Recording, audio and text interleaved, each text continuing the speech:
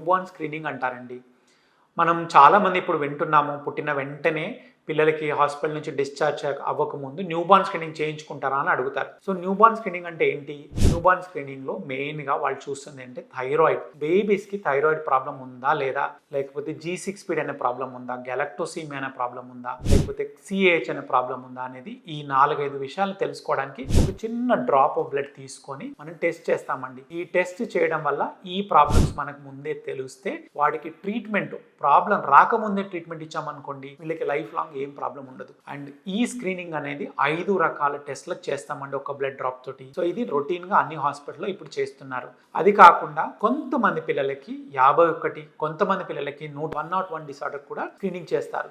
51, 101 disorders కి almost western కంట్రీలో అందరికీ చేస్తున్నారండి. ఇండియాలో మాత్రం 5 డిసార్డర్లకు మాత్రం ఖచ్చితంగా మనం న్యూబార్న్ స్క్రీనింగ్ చేస్తున్నాము. సో దట్ ఈ 5 డిసార్డర్స్ కి ముందు తెలుసుకుంటే మనం ట్రీట్మెంట్ ఇవ్వడం వల్ల తర్వాత పిల్లలకు ప్రాబ్లం కాకుండా చూసుకోవచ్చు. ఎవరైతే అఫోర్డ్ చేయగలుగుతారో, ఎవరైతే మనము అఫోర్డ్ చేసుకొని ఆర్ ఫ్యామిలీ ఇంతకుముందు పిల్లలలో ఏదైనా ప్రాబ్లం ఉంటే మెటబాలిక్ ప్రాబ్లం అంటాం, అలాంటి ప్రాబ్లం ఉన్న పిల్లలకు మాత్రం ఈ ప్రెగ్నెన్సీలో పుట్టిన వెంటనే పిల్లలకి డిశ్చార్జ్ అవ్వకముందు newborn screening 51 disorders or 101 disorders కూడా చేయించుకోండి. అదర్వైజ్ ప్రతి పిల్లలకి ఏ బరువు కానివ్వండి, ఏ టైం పుట్టినా కానీ హాస్పిటల్ నుంచి డిశ్చార్జ్ అవ్వకముందు న్యూబార్న్ స్క్రీనింగ్ చేయించుకోండి. మెయిన్గా హైపోథైరాయిడిజం అనే ప్రాబ్లం మనం ముందు కనిపెడితే ఆ ప్రాబ్లం వల్ల ట్రీట్మెంట్ చేయడం వల్ల లైఫ్ లాంగ్ ప్రాబ్లం కాకుండా చూసుకోవచ్చండి. Thank you.